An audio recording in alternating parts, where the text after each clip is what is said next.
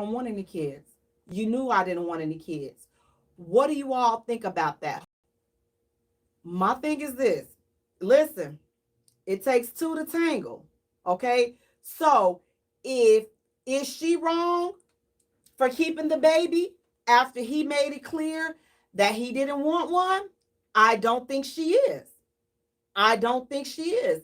Cedric is saying no.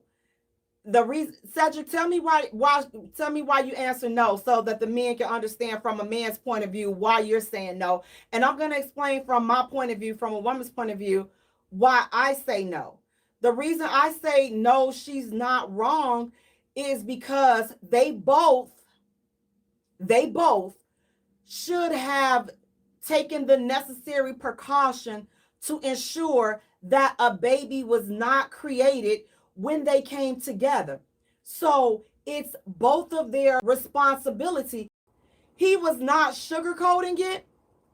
He was not doing any of that. My only problem, and I would say with that, first Cedric is saying it's not his choice after he dropped that load inside of her. Absolutely. My biggest problem though with statements like this is I'm not ready for kids and I don't want any kids. If you're in a relationship with someone, now you're trying to use protection, but they don't want to use protection. What the F you think is going to happen if we out here doing a horizontal mambo with no protection? What the F you think going to happen if you dropping that load without any protection? What you think going to happen? What do you think? So that's the part that I get totally confused about. You want a raw dog because, oh, I don't use condoms.